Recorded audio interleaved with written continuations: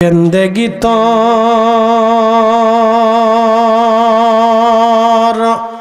जायरे फाकी दिया रे सोनारा दो जिंदगी तो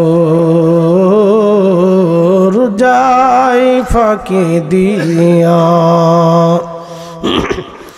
ओ आदमरी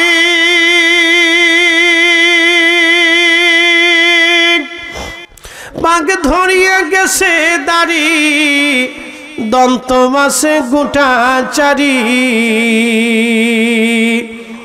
समन जारी गियाছে करियारे सोनार आदम जिंदगी तोर जाय फाकी दिया। प्रिय भाई आमार आमरा सबाई आल्लाहर पथेई चले যাব इन्ना इलैहि राजिऊन आल्लाहर काছে ফিরে চলে যাব আর আসার কোনো সুযোগ নাই।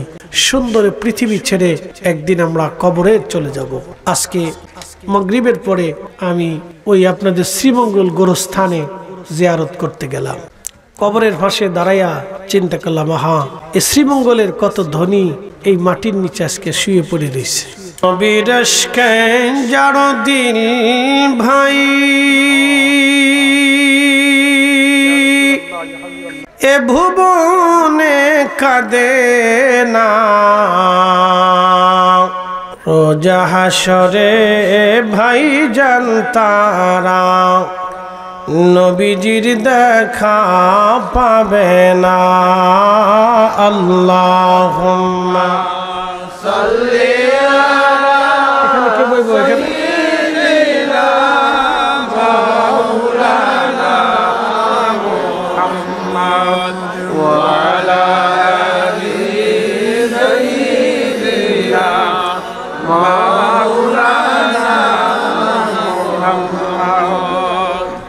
बारी बारी करो रे मन ए बारी घर तुम्हार ना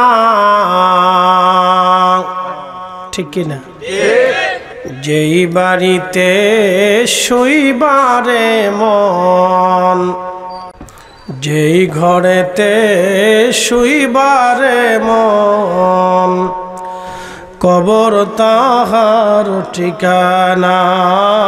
अल्लाहुम्मा सल्ली अला सय्यिदिना मौलाना मुहम्मद व अला आलि सय्यिदिना मौलाना मुहम्मद। एक तो जिक्र ला इलाहा इल्लल्लाह जोरे ला इलाहा इल्लल्लाह हक ला इलाहा इल्लल्लाह हस्बी रब्बी जल्लल्लाह मा फी क़ल्बी गैरुन अहानूर मुहम्मद सल्लल्लाह बोली नूर मुहम्मद सल्लल्लाह बोली ला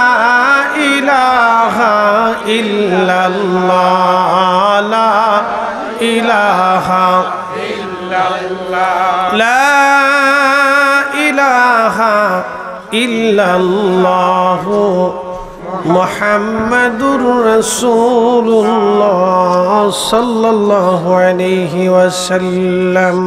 शताब्दीर श्रेष्ठतम महान अल्लाहर तापस अल्लाहर ओली आरफे कामिल मुर्शिद मुकम्मिल शाह सूफी खाजा बाबा फरीदपुरी कद्दासल्लाहु सर्राहुल अजीज नक्शबंदी मुजद्दिदी हुजूर केबलार तेनार सुयोग्य बड़ औलाद স্থলাভিষিক্ত महामान्य আলহাজ খাজা মিয়া ভাইজান মুজাদ্দিদি সাহেবের হুকুমে 20তম ঐতিহাসিক পবিত্র আজিমের শান ইসলামী জলসার সম্মানিত সভাপতি জনাব মোহাম্মদ ফেরদৌস মিয়া সাহেব, সহ সভাপতি জনাব মোহাম্মদ তাজুদ মিয়া এবং আব্দুল শহীদ সাহেব সহ সকল মুরব্বী, এলাকার সম্মানিত ব্যক্তিবর্গ, কলিজার টুকরো যুবক ভাইরা, পর্দানিশীন আমার সম্মানিত মা বোনেরা, আজকের আলোচক বৃন্দ জনাব হযরতুল্লাহ মাওলানা উবাইদুর রহমান জালালি সাহেব এবং হযরত মাওলানা মোশাররফ হোসেন হেলালি সাহেব সহ সকল উলামা ইকরাম, প্রিয় অতিথিবৃন্দ, মাইকের আমার যত দূর যাচ্ছে সকল ব্যবসায়িক ভাইরা, আমরা আল্লাহর দরবারে শুকর আদায় করি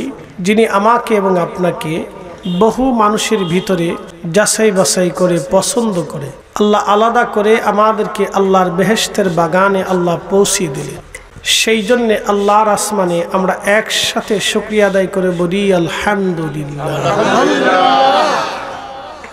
শুকর আদায় করি সে আল্লাহর যিনি শ্রেষ্ঠতম রসুল, সর্বকালের সর্বশ্রেষ্ঠ মহানিয়ামত, রাহমাতুল লিল আলামিন, সাইয়্যিদুল কাউনাইন ওয়াস সাকালাইন, ইমামুল মুরসালিন, হাবিবুল্লাহ, সাহেবে মেহেশ্বর, সাহেবে জান্নাত, আল্লাহর সেই পেয়ারা মেহবুব নবীর উম্মত হিসেবে আল্লাহ কবুল করেছেন। সেই জন্য আল্লাহর আসমানে আমরা একসাথে শুকরিয়া আদায় করে বলি আলহামদুলিল্লাহ।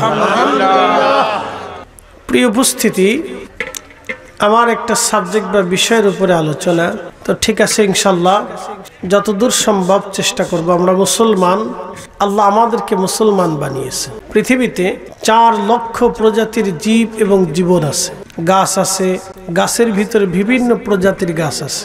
দেখেন, আম গাছের পাতা আর জাম গাছের পাতা আর বেল গাছের পাতা আর কাঁঠাল গাছের পাতা একরকম না, সবগুলির পাতা ভিন্ন রকম, সব গাছের ফলও ভিন্ন রকম। একসাথে বলা যাবে না সুবহানাল্লাহ?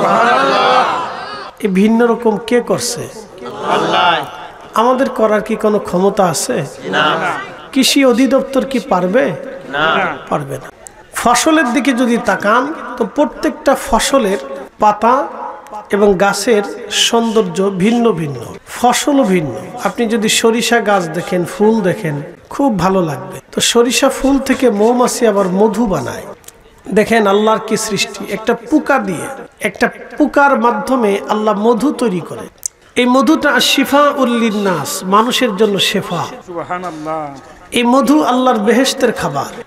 একটা গাভীর ভিতর থেকে আল্লাহ দুধ দেয়, একটা ছাগল থেকে আল্লাহ দুধ দেয়, একটা উট, দুম বা ভেড়া থেকে আল্লাহ আপনাকে দুধ দিচ্ছে, একটা মহিষ থেকে আল্লাহ আপনাকে দুধ দেয়।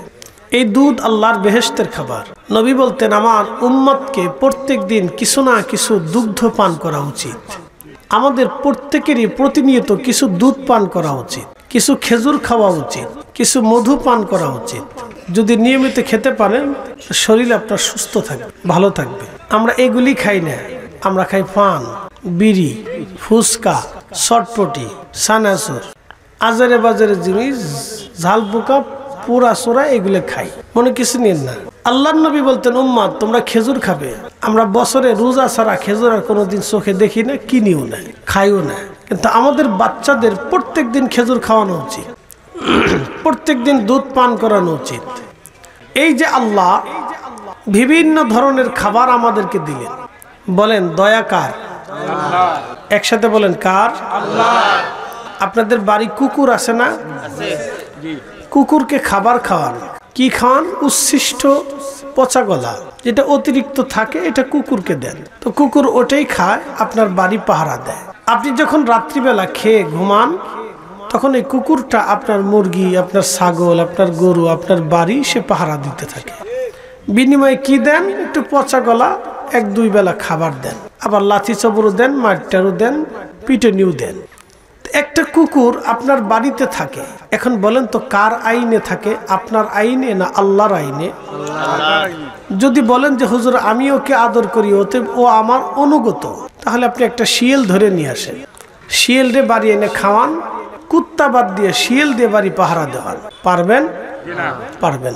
শিয়ালরে সকালে যতই ফ্রাই করে, রাত্রি কালাভনা করে, দুপুরে পেট ভরে ভাত দিয়ে গোশত দিয়ে খাওয়ান, ও আপনার মুরগি চুরি করে পলাবেই। আল্লাহ ওরে আইন দিছে, তুই জঙ্গলে থাকবি, গর্তের মধ্যে থাকবি, আর আমার বান্দার মুরগি চুরি করবি। কুত্তারে আল্লাহ আইন দিছে, তুই বাড়িতে থাকবি, তোর লাথি চাবর যাই দিক, পচা গলা খাবি, খাইয়ে আমার বান্দার বাড়ি পাহারা দিবি। কুত্তা কিন্তু ঠিকই আল্লাহর আইন মানে, আপনি বুঝেন। কুকুর ঠিকই আল্লাহর আইন মানে, একমাত্র আমরা মানুষই আল্লাহর আইন মানি না। কি কথা ঠিক আছে না ভাই? আমরা একমাত্র মানুষ, আল্লাহর আইন মানি না। বলে হুজুর কেমন? আপনার ছেলেটা অন্যায় করছে, অন্যায় কিন্তু আপনার ছেলের, আপনি কি করেন? তখন ছেলের পক্ষ নেন। কেন?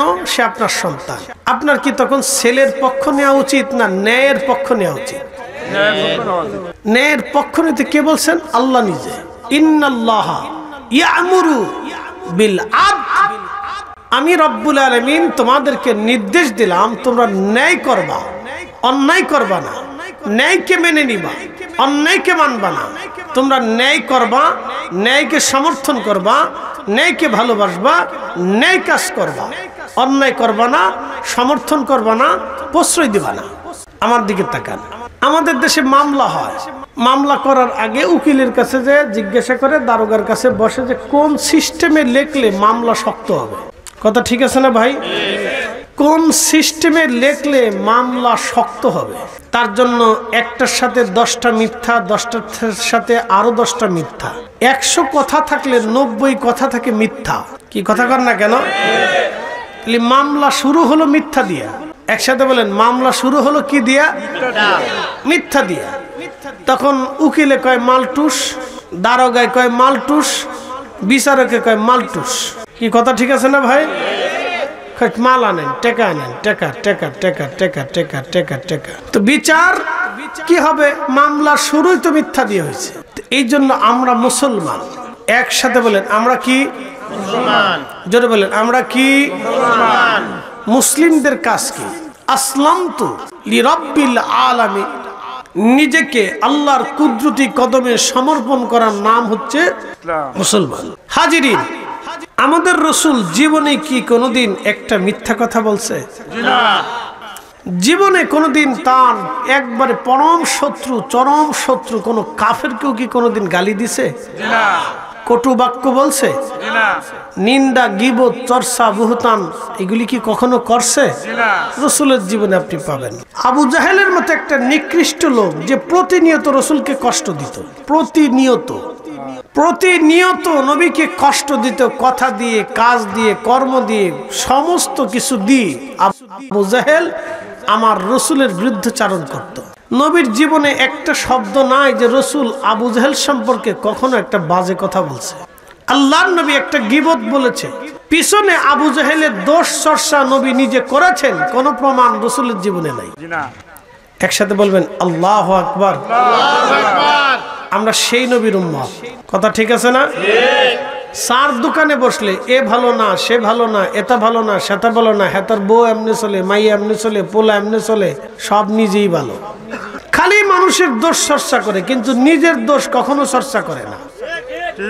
মানুষ যদি তার নিজের দোষ চর্চা করত তাহলে সে অলি হয়ে যেত। কথা ঠিক আছে না ভাই? মানুষ যদি তার নিজের দোষ চর্চা করত তাহলে সে কি হয়ে যেত? অলি হয়ে যেত। কিন্তু সে নিজের দোষ চর্চা করে না, খালি অমুক ভালো না, তমুক ভালো না, সে ভালো না, তার মাইয়া ভালো না, বউ ভালো না, এমনে যায়, হেমনে ঘুরে, হেতা করে, সেতা করে, খালি এই মানুষের দোষ। দোকানে বসলে এই শুধু এই গল্প কিচ্ছা গাইতেছে। প্রিয় ভাই আমার, বলেন তো ফিরে যাব কার কাছে? আল্লাহর কাছে। জবাব দিতে হবে কার কাছে? আল্লাহর কাছে। কোনো পালানোর রাস্তা নাই। আপনি শ্বশুর বাড়ি থেকে পালাইতে পারবেন, বউয়ের থেকে পালাইতে পারবেন, সন্তান থেকে পালিয়ে থাকতে পারবেন, পুলিশ গোয়েন্দা ডিভিশন থেকে পালিয়ে থাকতে পারবেন, ডাক্তার থেকে পালিয়ে থাকতে পারবেন, দুনিয়ার জনমানবহীন শূন্য মরুভূমিতে যে একা একা বাস করতে পারবেন, বিজনবন জঙ্গলের ভিতরে একা একা বসবাস করতে পারবেন, কিন্তু আজরাইল থেকে পালিয়ে বাঁচার কোনো রাস্তা নাই। কুল ইন্নাল মাউতাল্লাযী তাফিরুনা মিনহু ফাইন্নাহু মুলাকীকুম।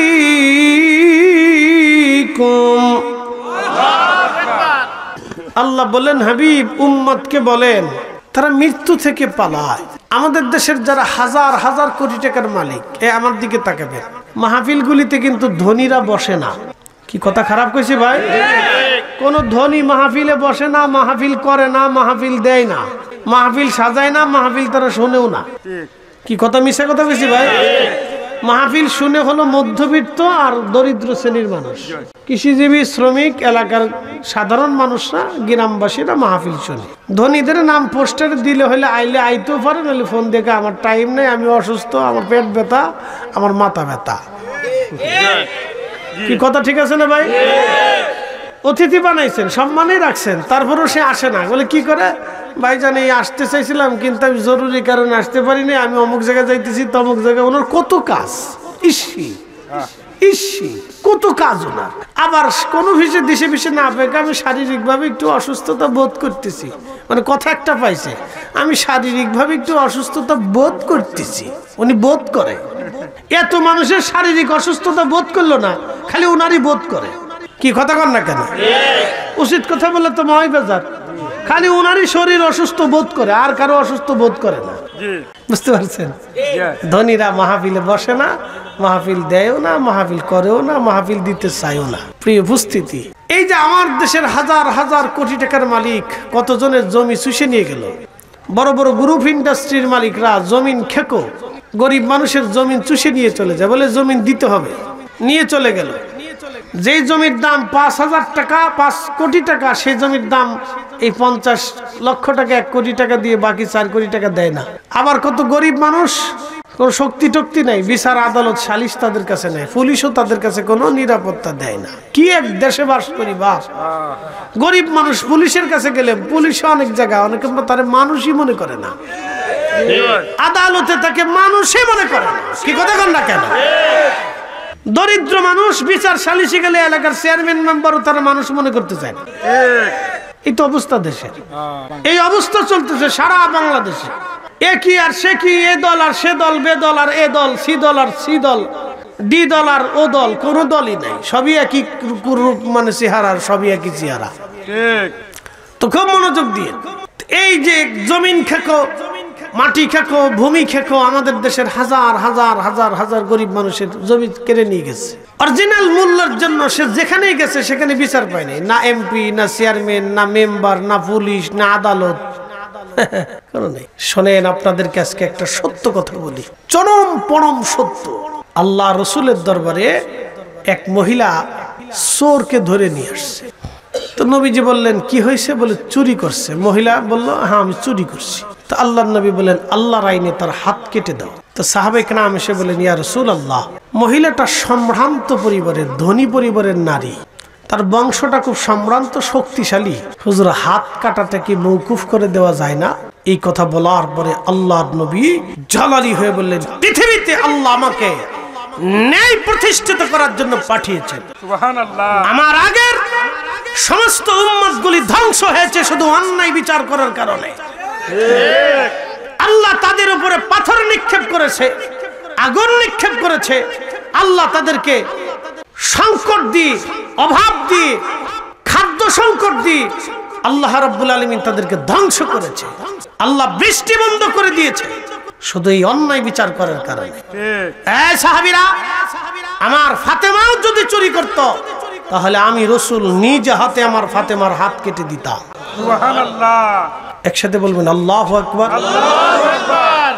বৃষ্টি বন্ধ, ফসল নষ্ট, খাবারের সংকট, অর্থনৈতিক প্রবলেম, নানান প্রবলেম দেশের ভিতরে একটার পর একটা লেগে থাকে শুধু অন্যায় বিচারের জন্য। এই দেশে কোনো ন্যায় বিচার নাই, আপনি পাবেন না তো খুঁজে।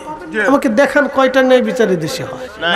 হ্যাঁ, কয়টা ন্যায় বিচার এই দেশে হয়? আপনি দেখান, দেখান, আপনি দেখান আমাকে কয়টা ন্যায় বিচার হয়? না আদালত, না পুলিশ, না প্রশাসন, না স্থানীয় প্রশাসন, দেখান আমাকে কয়টা ন্যায় বিচার হয়। আমার দিকে তাকাবেন, ভালো করে বুঝে যাবেন। এদেশের বহু ভাই আছে নিজের আপন বোনের জমি বুঝাই দেয় না।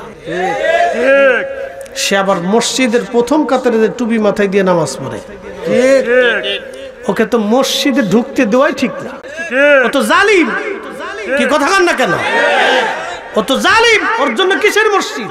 ওর মসজিদ কিসের? যে লোক নিজের আপন বোনের, রক্তের বোনের জমি বুঝাই দেয় না, ভাই মরে গেছে, এতিম ভাতিজা ভাতিজির সম্পদ যে চাচা বুঝিয়ে দেয় না, ও কিসের নামাজ?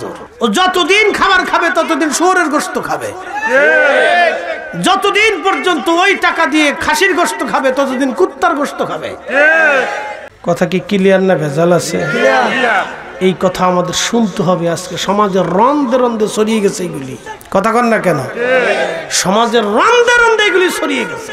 আর আমরা মুসলমান, আমরা ন্যায়ের উপরে নেই। আপনি ইউরোপে যান তো, ইউরোপে যান, ইউরোপে যাওয়ার পরে কোনো নারী, কোনো মহিলা, কোনো ভাতিজি, কোনো বাচ্চা কোনো ভাই যদি ভাইয়ের জমি বুঝাই না দেয়, সম্পদ বুঝিয়ে না দেয়, পুলিশের কাছে মামলা করার পরে 7 দিনের ভিতরে যা টোটাল কমপ্লিট থেকে বুঝিয়ে পুলিশ উপস্থিত থেকে বুঝাইয়া একবারে লিপিবদ্ধ করে গেরে লাঠি গেরে সমান করে তালিকা করে দিয়ে দেওয়াল গেরেকে তারপর বুঝাই দিয়ে যায়। আর আমার দেশের পুলিশ ওরে ভাই বাপরে বাপ, পিড়িরা পর্যন্ত সার্ভার চায় না। এ মুসলমান, তারা খ্রিস্টান, তারা ইহুদি, তারা নাসারা, তারা নাস্তিক, তারা কাফির। মুসলমানের মূল যন্ত্রটা কাফিররা নিয়ে চলে গেল, যার কারণে আল্লাহ তাদের এত ফসল দিল, এত সম্পদ দিল, এত খাদ্য দিল, এত সুন্দর তাদের দেশ দিয়ে দিল। আর আমরা মুসলমানরা যখন অন্যায় করা শুরু করলাম, আল্লাহকে এত ডাকার পরেও আল্লাহ দোয়া কবুল করে না। কথা কন না কেন, ঠিক কিনা? দেশে এত হাজার হাজার মাহফিল হচ্ছে, হাজার হাজার ওয়াজ হইতেছে, হাজার হাজার ওয়াজ হইতেছে। সৈলপুরবাসী মনোযোগ দিবেন, কথাগুলি যদিও আমার শক্ত ভাষা, কিন্তু আপনাদের অনেকের খারাপ লাগতে পারে। বাবার এই খারাপ লাগলে কিছুই করার নাই আমার, কারণ এই জবানের হিসাব কিয়ামতের ময়দানে আল্লাহর আদালতে দিয়ে দিতে হবে। প্রত্যেকটা বক্তা তার জবানের হিসাব আল্লাহর দরবারে দিতে হবে। এই অন্যায়ের কথা যদি আমরা সমাজে তুলে না ধরি, মানুষকে না বুঝাই, পৃথিবীতে কে মানুষকে বুঝাবে বলেন? এই চেয়ারটা আল্লাহর পক্ষ থেকে আমার জন্য আমানত। এই যে দিছে, এটা আল্লাহর পক্ষ থেকে আমার জন্য আমানত। কি বলেছি? আল্লাহ আমার কাছে যদি হিসাব চায়, আমি কি করব? কি সর্বনাশ হবে আপনি একটু চিন্তা করেন তো। এই চেয়ারে আল্লাহ সবাইকে এখানে বসায় না, সবাইকে এই চেয়ারে বসায় না আল্লাহ, আমাকে আল্লাহ এখানে বসিয়েছেন। আজকে প্রধান বক্তার আসনে আপনারা আমাকে বসিয়েছেন।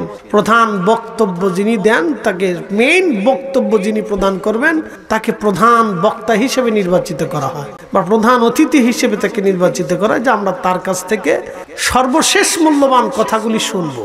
তো এই কথা যদি কথার মতো না হয়, তাহলে আমার কি হবে? তাহলে এই চেয়ারের মর্যাদা কি রাখলাম? আল্লাহর দেওয়া আমানতের রক্ষা কি করলাম আমি? বুঝতে হবে এটা। প্রিয় সৈলপুরবাসী, রাস্তাঘাটে, দোকানে পাটে, যে যেখানে বসে বসে কথাগুলি শুনতেছেন, মনোযোগের সাথে কথাগুলি শুনে যাবেন। বাজান আমার, কথাটা শোনা বড় জরুরি। আজকে শুধু অন্যায় অন্যায় অন্যায়, ন্যায়ের চিহ্ন পর্যন্ত হারিয়ে গেছে। আজ বাংলাদেশের অধিক বিচারশালীর যদি আপনি দেখেন, 100%-এর ভিতরে 98% বিচারশালী ন্যায্য মূল্য অনুযায়ী হয় না, ন্যায়সঙ্গত হয় না, সবই অন্যায় হয়ে যায়। অন্যায় ন্যায়সঙ্গত কোনো বিচার হয় না। আজকে আপনাদেরকে একটা ঘটনা শুনিয়ে যাব, খুব মনোযোগ দিয়ে শুনে যাবেন। তারপরে আমি আমার মূল আলোচনার দিকে ফিরে যাব। বর্তমান যে সিরিয়াতে যুদ্ধ হচ্ছে, সিরিয়ার একটা শহরের নাম আলেপ্পো। এই আলেপ্পো শহর থেকে তখন মুসলিম মিল্লাতের খলিফা ছিলেন হারুনুর রশিদ। খলিফা হারুনুর রশিদের স্ত্রীর নাম ছিল জুবাইদা। এত বড় তাহাজ্জুদ গুজারি আল্লাহ ওয়ালি বান্দা বান্দি ছিলেন, যে এত বড় পৃথিবীর বাদশাহ খলিফার স্ত্রী হয়েও রাজকোষ থেকে কোনো পয়সা নিতেন না।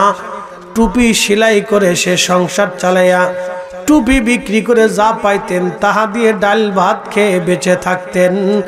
একবার জোরে বলা যাবে কি মারহাবা। আর আমাদের দেশের যত নেতা নেত্রীর বউ আছে, বাপরে বাবু, সব বোতল সার মুরিদ। বোতল সারে চিনছেন?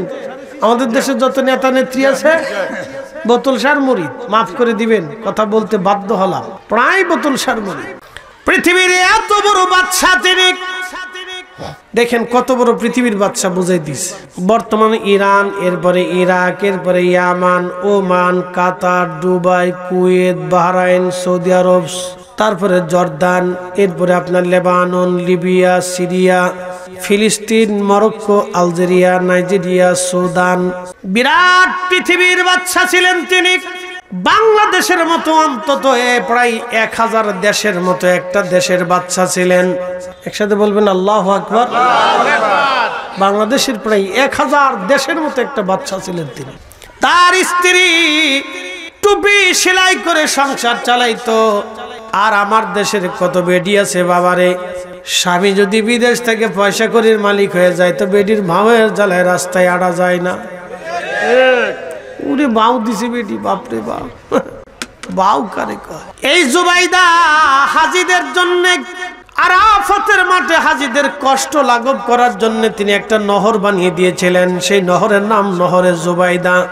প্রায় 25 কিলোমিটার রাস্তা ব্যাপী একটা নহর করেছিলেন, ড্রেন।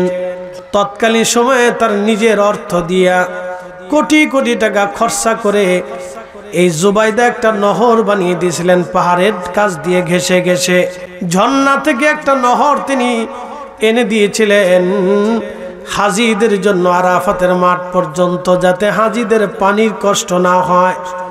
সেই নহরের নাম নহরে জুবাইদা।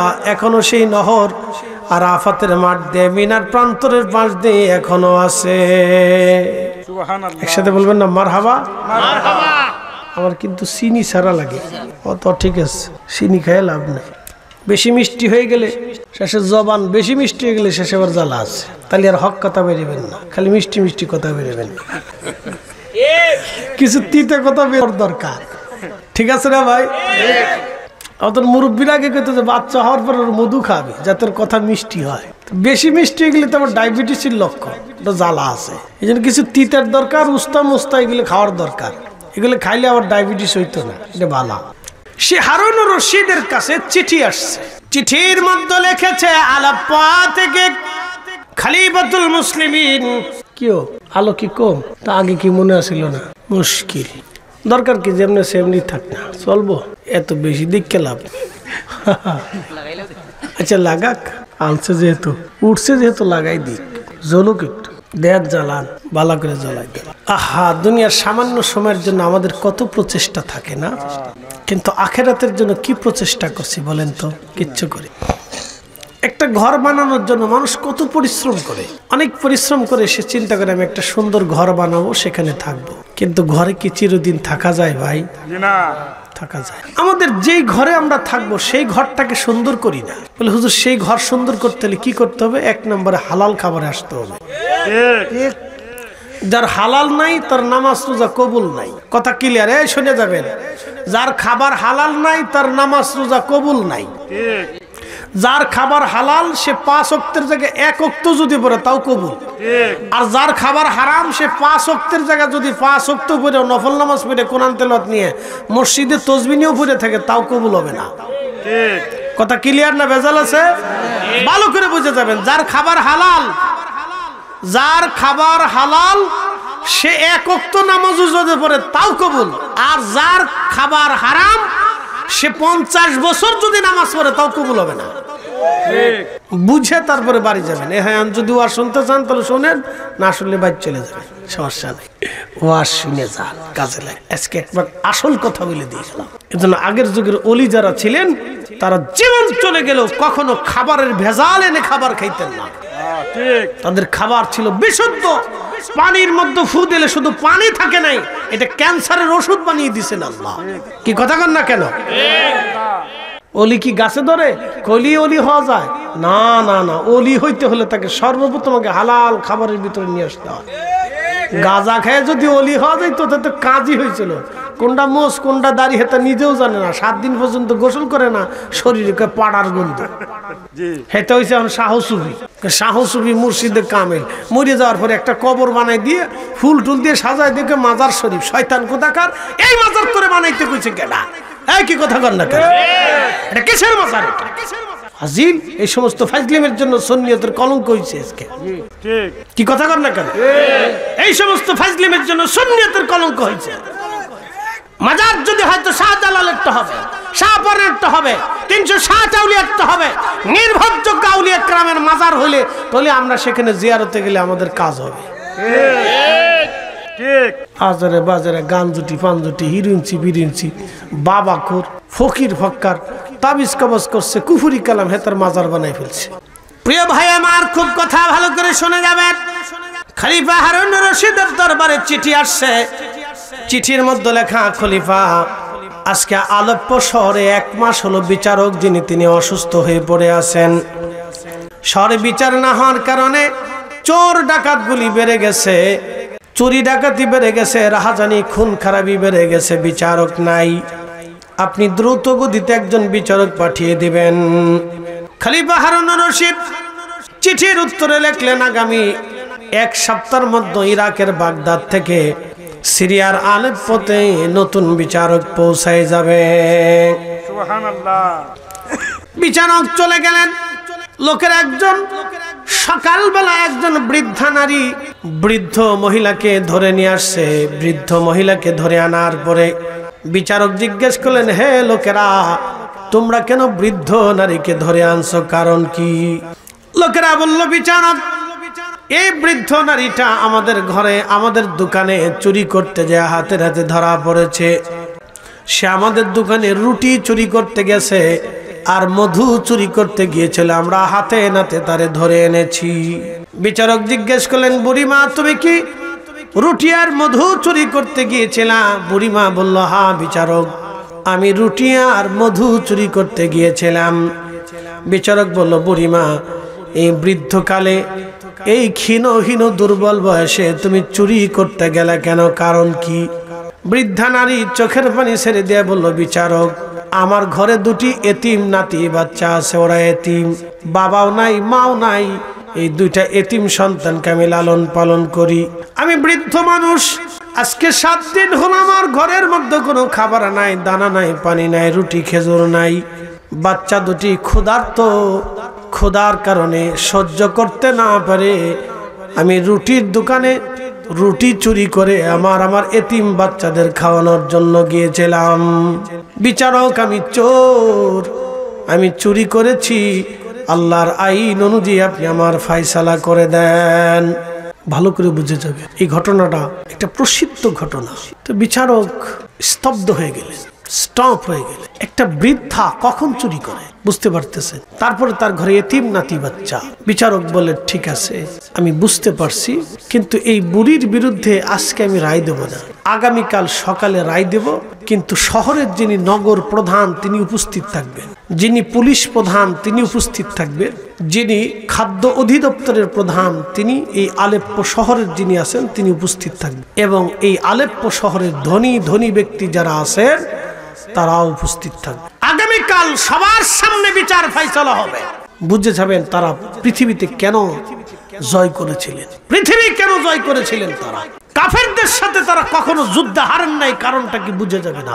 সেই দিন বিচারক বললেন, কাল আগামীকাল সকালবেলা ফায়সালা করবো আমি। পরের দিন সকালবেলা বাদী যারা তারা আসলেন, বুড়ি আসলেন, নগর প্রধান, পুলিশ প্রধান, খাদ্য অধিদপ্তরের প্রধান, ধনী ধনীরা সবাই আসছে।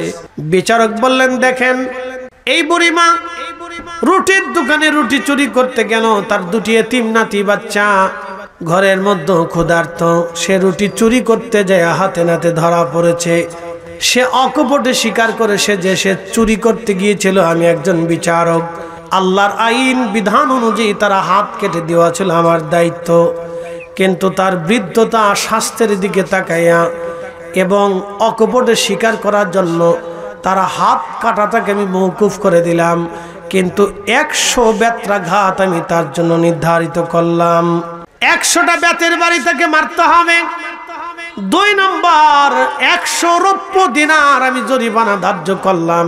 100 রৌপ্য দিনার তাকে জরিমানা বাবদ রাষ্ট্রীয় কোষাগারে জমা করতে হবে। এই রায় দেওয়ার পরে বিচারক তার আসন থেকে দাঁড়াইলেন, দাঁড়ায় বললেন, হে সুধী সমাজ, আপনারা শুনে নেন, এই বুড়ি চুরি করতে যায় নাই, বরং তার এতিম নাতি বাচ্চারা 7 দিন পর্যন্ত ক্ষুধার্ত ছিল। সে নিজে ক্ষুধার্ত, সে নিজে চুরি করে নাই, বরং এই রাষ্ট্র তাকে চুরি করতে বাধ্য করছে। এই রাষ্ট্র তাকে চুরি করতে বাধ্য করেছে। মুসলিম খেলাফত তাকে চুরি করতে বাধ্য করেছে।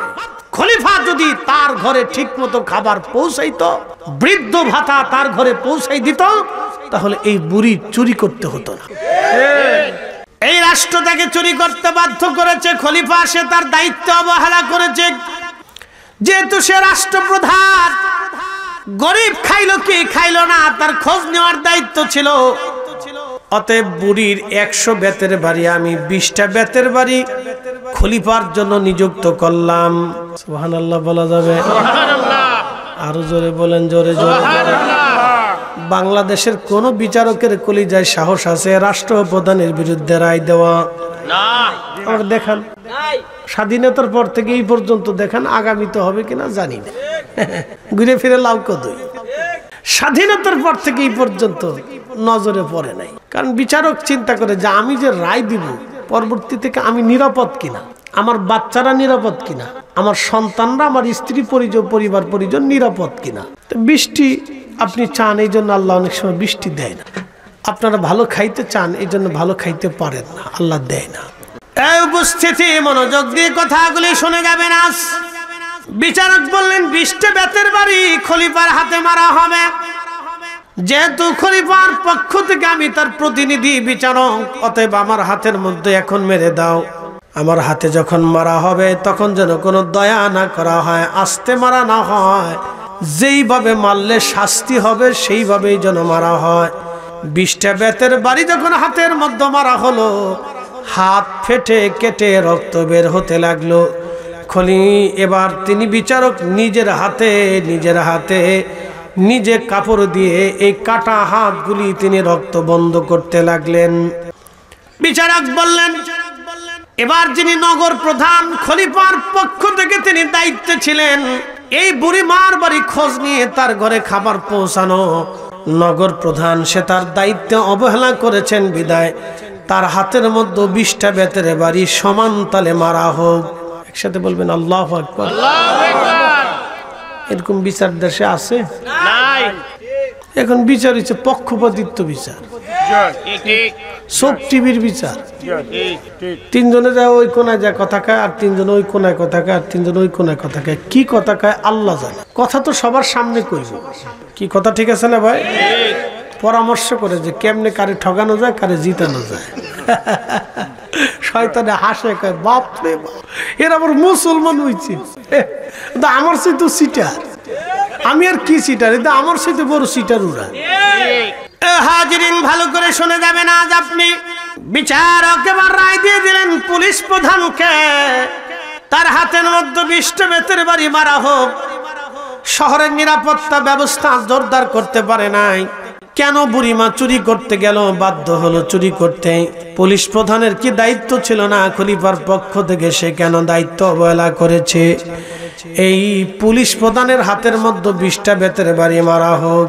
এবার যিনি খাদ্য অধিদপ্তরের প্রধান ছিলেন, বিচারক বললেন তার হাতের মধ্যে 20টা বেতের বাড়ি মারা হোক, কারণ তার দায়িত্ব ছিল খাবার পৌঁছায় দেওয়া। সে বুড়িবার মারি খাবার পৌঁছায় দেয় নাই, অতএব তার হাতের মধ্যে 20টা বেতের বাড়ি মারা হোক। একবার জোরে বলা যাবে কি আল্লাহু আকবার? তেলের গাড়ি তেলে চলে,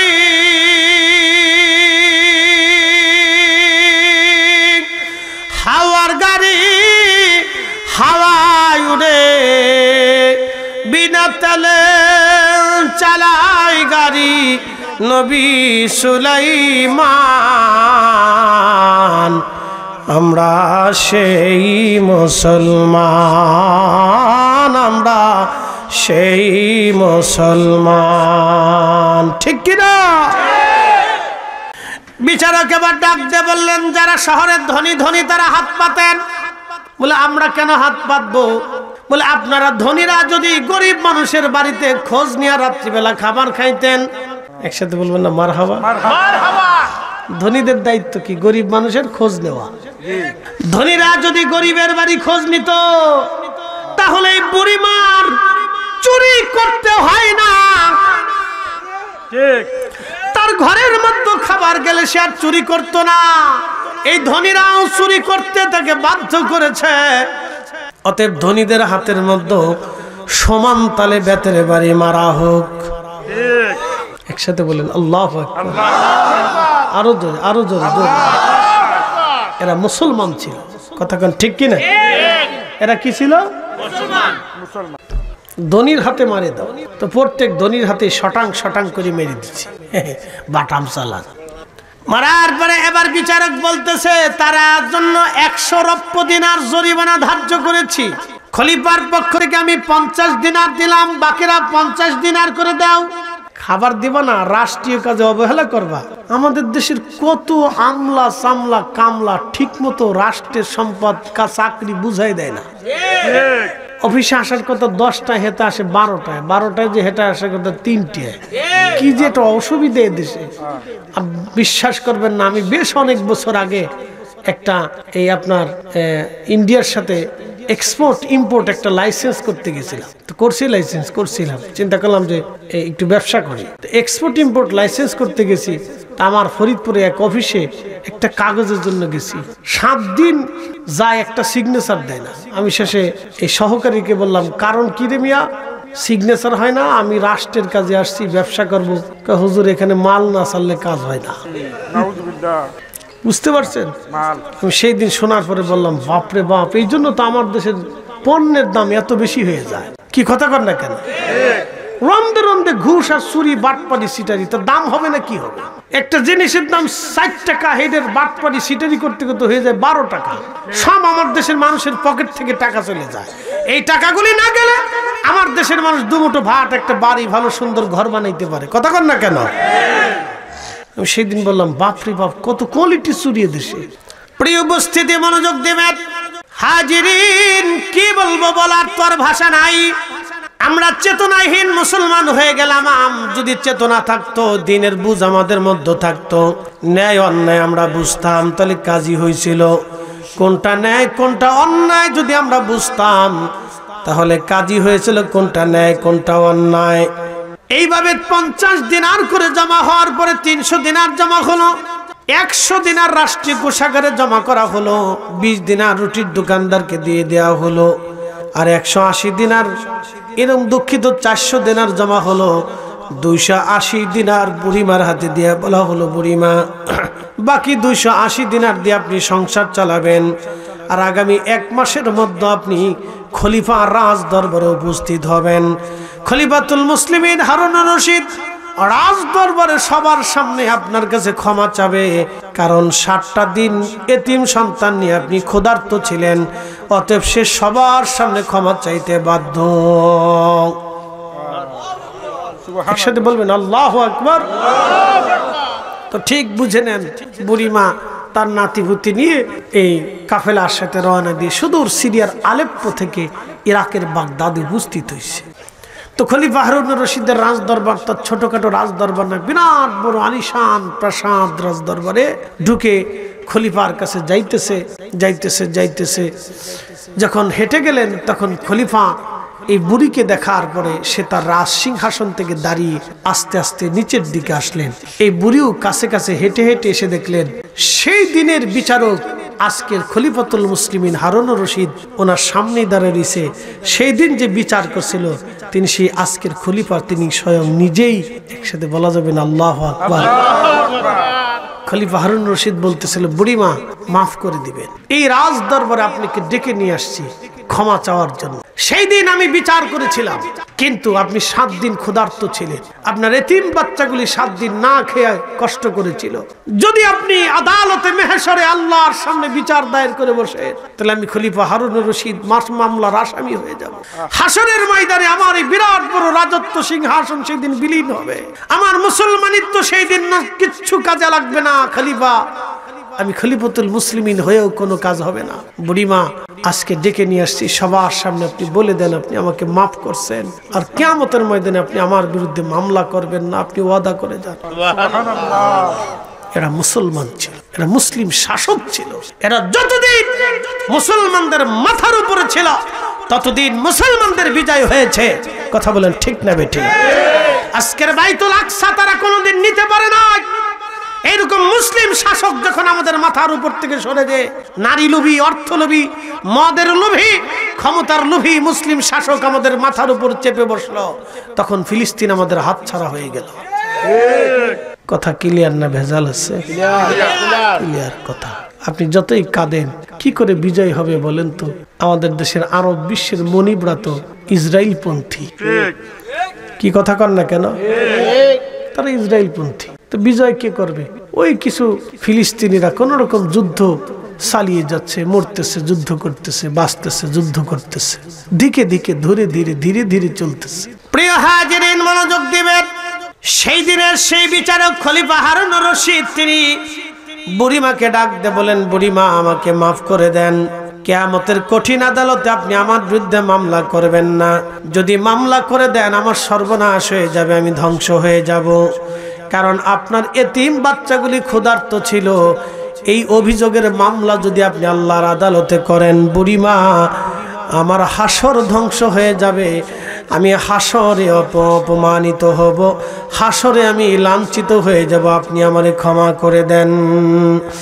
আল্লাহতে পরিপূর্ণ ঈমান কোথা আসে মুসলমান, আল্লাহতে পরিপূর্ণ ঈমান কোথা আসে মুসলমান, আল্লাহতে পরিপূর্ণ ঈমান কোথা আসে মুসলমান।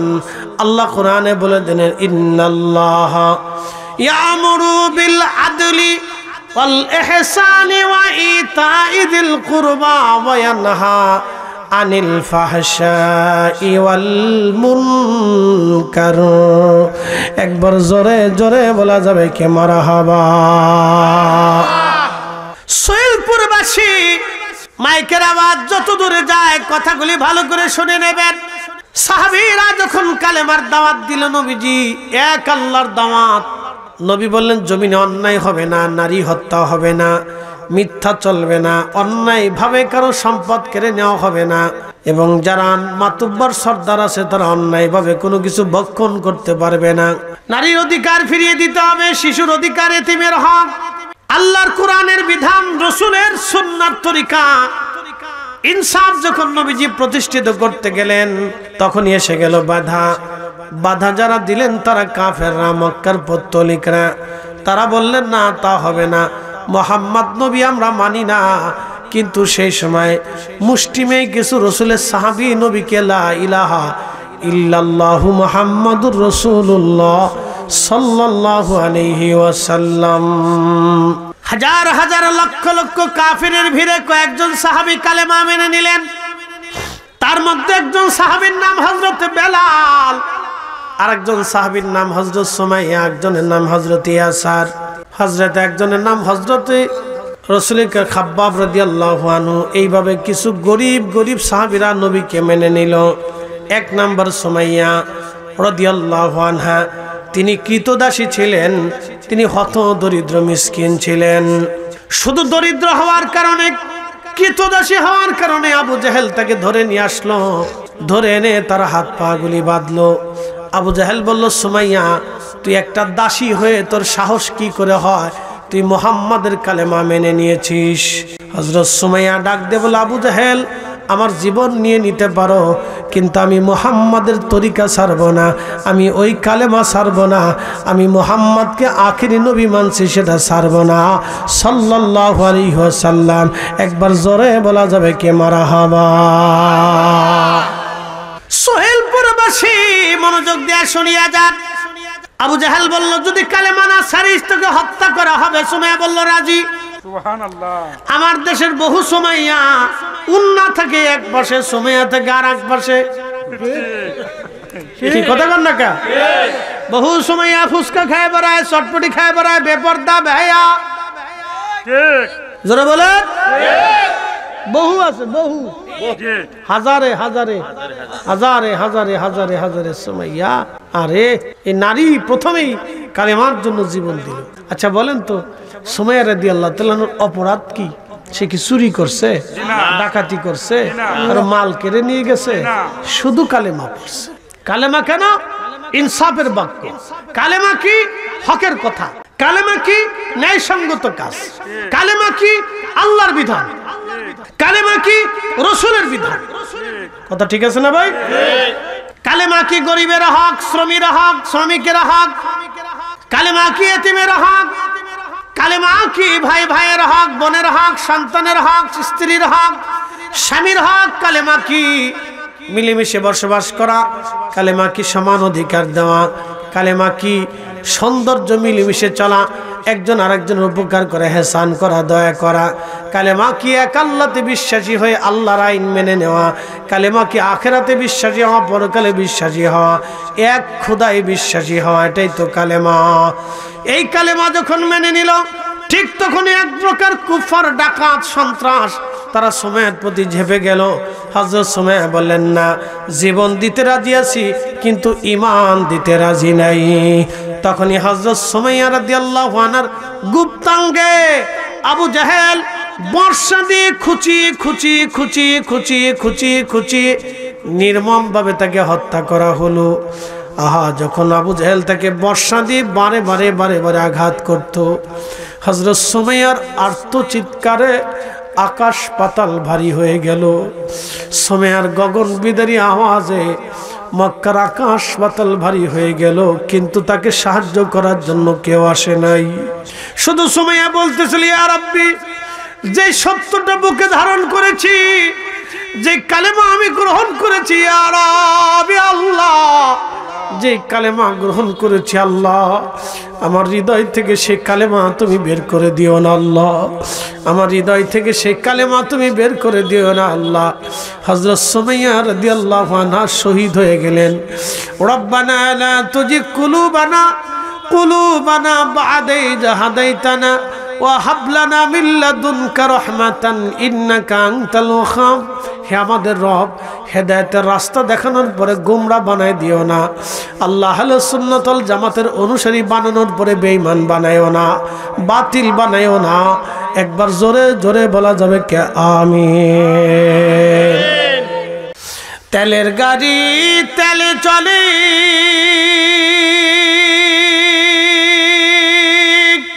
হাওয়ার গাড়ি হাওয়ায় উড়ে, বিনা তেলে চালায় গাড়ি নবী সুলাইমান। আমরা সেই মুসলমান। মারহাবা। হযরত ইয়াসার সুমাইয়ার স্বামী হযরত ইয়াসার রাদিয়াল্লাহু আনহুকে ধরে আনা হলো। ইয়াসার, তোর চোখের সামনে তোর স্ত্রীকে হত্যা করেছি, তুই কি ঈমান ছাড়বি? হযরত ইয়াসার ডাক দিয়ে বললেন, না, যেই ঈমান গ্রহণ করেছি সেটা জীবন চলে গেলেও সেই ঈমান ছাড়ব না। আজকে আমরা মসজিদে জুতা চুরি করি, মাহফিলে এসে জুতা চুরি করি, এক টুপলা খিচুড়ির বদলেতে 2 টুপলা ধরি। কি কথা কন না কেন? রাস্তায় 500 টাকার নোট পড়ে থাকলে আপনার পকেটে করে হেঁটে নিয়ে চলে যায়। আমরা মুসলমান, আবার চিন্তা করি মরে যাওয়ার পরে জান্নাত পাবো। এই জান্নাতের আশা যারা করবে তারা নিছক বোকা বোকা বোকা। আমরা মুসলমান আর তারাও মুসলমান, এক মুসলমান না। হযরত ইয়াসার বললেন, আমার স্ত্রীকে শহীদ করেছ, এ আবু জাহেলের দল, আমাকেও তোমরা হত্যা করবে, কিন্তু আমি ঈমান ছেড়ে দেব না। যে কালেমা গ্রহণ করেছি সেই কালেমা আমি ছাড়ব না। কালেমার অর্থ কি? কালেমার অর্থ হলো পৃথিবীতে ন্যায় সঙ্গতভাবে চলা, অন্যায় না করা, হারাম না খাওয়া, জুলুম না করাই হলো কালেমার শর্ত। কি কথা কর না কেন? নতুবা মুসলমান হয়ে কোনো লাভ আছে না। কালেমার শর্ত হচ্ছে আপনাকে পৃথিবীতে আল্লাহর বিধানে রসুলের তরিকায় চলতে হবে। ওই বিশ্বাস, ওই আমলে, ওই জিন্দেগিতে চলার নামই হচ্ছে কালেমার শর্ত। তো রাসূলের সাহাবী ইয়াসার রাদিয়াল্লাহু আনহু বললেন, তোমরা আমাকে হত্যা করতে পারো কিন্তু কালেমা ছাড়বো না। আপনি চিন্তা করতে পারছেন, চোখের সামনে তার স্ত্রীকে নির্মমভাবে বর্ষায় আঘাত করে করে হত্যা করা হয়েছে, কেউ সাহায্য করতে আসে না। ইয়াসার রাদিয়াল্লাহু আনহু 2 পায়ের মধ্যে রশি বাঁধা হলো, 2টি উটের গলার মধ্যে রশি বেঁধে দেওয়া হলো, 2টা উট 2 দিকে ছেড়ে দেওয়া হলো। উট একবার দৌড়ায় যায়, আবার ফেরত আসে, পা ছিঁড়ে গেল, চামড়া ছিঁড়ে গেল, মাঝখান থেকে চিরে ফেরে ফেরে ফেরে ফেরে একজন সাহাবী শাহাদাতের মর্যাদা নিয়ে নিলেন, কিন্তু ইমানদার ইমান নষ্ট করলেন না, কাফেরের কাছে মাথা নত করেন নাই। একসাথে বলা যাবে আল্লাহু আকবার। না না হয় না, আরো জোরে বলেন আল্লাহু আকবার। হাত উঁচা করে বলেন আল্লাহু আকবার। আমরা সেই মুসলিম, আমরা সেই মুসলিম। কথা বলেন ঠিক না বেটা? আহা, হযরত ইয়াসার শহীদ হলেন। বেলাল রাদিয়াল্লাহু আনহুকে ধরে আনা হলো, কৃতদাস, হত দরিদ্র। যদি কোনোদিন সৌদি আরবে যান হজে, তাহলে দেখবেন আফ্রিকান কিছু হাজি দেখা যায়, বেলালের দেশের মানুষ। সোমালিয়া, ঘানা, ইথিওপিয়া, কেনিয়া, এই অঞ্চল হচ্ছে বেলালের দেশের মানুষ। দেখলে বুঝবেন যে কি কালার কালা, কি বিকট চেহারা, তাদের নাক, তাদের বডি, তাদের হাত, তাদের পা দেখলে বুঝবেন যে বাপরে বাপ, কতদিন জানি না সাবান দিয়ে ধুইছে, কতদিন জানি না পা ঠিক মতো ধুইছে, পা ফেটে গেছে, জুতা নাই, স্যান্ডেল নাই, কোন রকম এক পোশাকে তারা হজ করতে আসছে। রাস্তার পাশে বসে থাকলে খাবার দিলে খায়, না দিলে এমনি চায়ে থাকে, তসবিহ পড়তে থাকে। সুবহানাল্লাহ। মুসলমান খুব মনোযোগ দেবেন। হাবশি, ইথিওপিয়া, কেনিয়া, ঘানা, সোমালিয়া, এই অঞ্চলটাকে, সেনেগাল দিয়ে এই অঞ্চলটাকে আগে হাবশি দেশ বলা হতো, হাবশি বলা হতো। এই অঞ্চলটাকে আগে হাবশি বলা হতো। বন্ধু মনোযোগ দিবেন, এত বিকট চেহারা, এত কালো, এত নিগ্ন। হযরত বেলাল কৃতদাস ছিলেন, তিনি হাবশি দেশের মানুষ ছিলেন, বর্তমান ইথিওপিয়া, কেনিয়া অঞ্চলের মানুষ। এই হাবশি দেশের মানুষ হওয়ার কারণে কৃতদাস বেলালকে ধরে আনা হলো। যদি কোনোদিন মক্কায় যান, প্রচন্ড গরমে যাবেন মক্কায়। আহা এত গরম!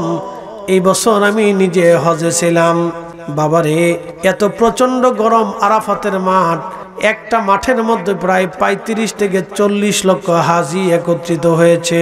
সুবহানাল্লাহ। আরাফাতের মাঠে 35 থেকে 40 লক্ষ হাজি, একটা মাঠের মধ্যে এত মানুষ, বিরাট, শুধু মানুষ আর মানুষ, মানুষ আর মানুষ। আরাফাতের মাঠে যদি হাজি উপস্থিত না হয় তাহলে তার হজ হয় না। আরাফাতের মাঠে উপস্থিত হওয়াই লাগবে, যে কোনো মূল্যে তাকে আরাফাতে যেতেই হবে। অসুস্থ হলেও তাকে আরাফাতে যেতে হবে। আরাফায় উপস্থিত না হলে কোনো হাজির হজ হবে না। আরাফাতে তাকে যেতেই হবে, ফরজ তাওয়াফ তাকে করতেই হবে, আরাফাতে তাকে যেতেই হবে, মুজদালিফাতে তাকে যেতেই হবে, মিনাতে তাকে যেতেই হবে, অসুস্থ হলেও যেতে হবে। তবে জমারাতে প্রথমবার যাওয়ার পরে এরপরে আর উপস্থিত না হলেও হবে, অন্য কেউ আপনার পাথর মেরে দিলেও হবে। কিন্তু আরাফাতে, মুজদালিফা, মিনাতে আপনাকে যেতেই হবে। ফরজ তাওয়াফ আপনাকে করতেই হবে, বিদায়ী তাওয়াফ আপনাকে করতে হবে, অসুস্থ হলেও করতে হবে। বন্ধু মনোযোগ দিবেন। আরাফাতের মাঠে এত গরম, আমার চোখের সামনে একজন হাজি ছটফট করে মরে গেল। প্রচন্ড গরমে, হিট স্ট্রোক, গরম সহ্য করতে না পেরে হাজি মারা গেল। বাজান খুব মনোযোগ দিবেন, এত প্রচন্ড গরম আরাফাতের মাঠ। এই আরাফাতের মাঠ আপনি দেখেন, সেই প্রচন্ড গরমে হযরত বেলালকে ধরে নিয়ে মরুভূমির মধ্যে হাত পা গুলি বেঁধে, বুকের উপর, পিঠের উপরে পাথর চাপা দিয়ে তারা চলে আসতো। প্রচন্ড গরমে, লু হাওয়ায় হযরত বেলালের কলিজা শুকায় যাইতো। প্রচন্ড গরমে গা ঝলসে যাইতো। প্রচন্ড গরমে বেলাল মাঝে মধ্যে অজ্ঞান হয়ে পড়ে যাইতেন। যখন হুশ আসতো তখন একটা বাক্য আসতো, আহাদ আহাদ আহাদ, আল্লাহ এক, আল্লাহ এক, কুল হু আল্লাহু আহাদ, আল্লাহ এক, আল্লাহ এক, আল্লাহ এক। একবার জোরে বলা যাবে কি আল্লাহু আকবার? আল্লাহ কয়জন? একজন। কয়জন? একজন। तमाम সৃষ্টিকে সুনিয়ন্ত্রিত ভাবে, পুঙ্খানুপুঙ্খ রূপে সালাইকে। ডিসেম্বরে, জানুয়ারিতে শীত আসবেই। কি কথা কর না কেন? ডিসেম্বর, জানুয়ারিতে শীত আসবেই। যদি পারমাণবিক বোমাও মারা হয় তারপরও শীত আসবেই। এই শীতটা আসে কার আইনে? একসাথে বলেন না, কার আইনে? না শীতের দেবতা আলাদা আছে? গরমের দেবতা আলাদা? বৃষ্টির দেবতা আলাদা? সূর্যের দেবতা আলাদা? না না না, কোনো দেবতা আলাদা নাই। এক আল্লাহর আইনে সব সুনিয়ন্ত্রিত ভাবেই চলে। যদি দেবতা আলাদা হতো তাহলে এই পৃথিবী সুনিয়ন্ত্রিত ভাবে চলার কোনো কথাই হয় না, দেবতারই মারামারি করে মরে যেত। প্রিয় উপস্থিতি, মনোযোগ দেবেন। কষ্ট হচ্ছে আপনাদের, বুঝতে অসুবিধা? রাত্র তো বেশি হয়নি, কেবল 1.5 ঘন্টা চলতেছে। 2-4 ঘন্টা না হলে কি আর ওয়াজ হয়? কালকে মাহফিল করছি 4টে, রাত 3টের সময় শেষটার মোনাজাত দিছি, 3:15। এবার বুঝে নালা, ফজরের সময় খাবার খাইছি। তাহলে 4টে মাহফিলে কয় ঘন্টা ওয়াজ করা লাগছে আপনার বুঝেন। আমার সাথে যারা না থাকবে সে বুঝবে না যে এটার মর্ম কি আর জ্বালাটাকে। 4টে মাহফিলে কত ঘন্টা ওয়াজ করা লাগছে দেখেন। দিন রাত 24 ঘন্টায় কয় ঘন্টা কথা বলছে আমি কাল, এরকম প্রতিনিয়ত। কালকে 3টে মাহফিল, আগামীকাল তারপরের দিন 2টি, প্রতিনিয়ত চলতেছে এইভাবে। কথা বুঝিয়ে বুঝিয়ে মাহফিল মেসিং করে দিয়ে তারপরে যাইতে হয়। মানুষ ভাবে মনে হয় যে ফরিদি সাহেব আসলো গাড়ি নিয়ে আবার চলে গেল, আমার সাথে 2 দিন ঘুরেন তাহলে বুঝবেন। প্রিয় উপস্থিতি, মনোযোগ সব, আল্লাহর দয়া, আপনাদের দোয়া, খুবই কথাগুলি মনোযোগ দিবেন। হযরত বেলাল রাদিয়াল্লাহু আনহু শুধু আহাদ আহাদ আহাদ আহাদ, আল্লাহ এক আল্লাহ এক আল্লাহ এক আল্লাহ এক আল্লাহ এক আল্লাহ এক, কুল হুয়াল্লাহু আহাদ আল্লাহুস সামাদ লাম ইয়ালিদ ওয়া লাম ইউলাদ ওয়া লাম ইয়াকুল লাহু কুফুয়ান আহাদ। একবার জোরে বলবেন কি আল্লাহু আকবার।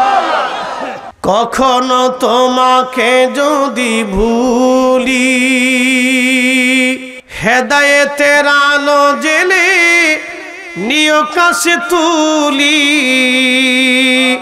ঠাই দিও প্রিয়তম, ওগো ঠাই দিও প্রিয়তম, ওগো মহিয়ান, তুমি রহমান, তুমি মেহেরবান। অন্ধ গাহে না শুধু তোমারি গুণগান, বুঝেও বুঝে না তবু শান, তুমি রহমান, তুমি মেহেরবান। ঠিক কিনা? সোহেলপুরবাসী মনোযোগ দিবেন।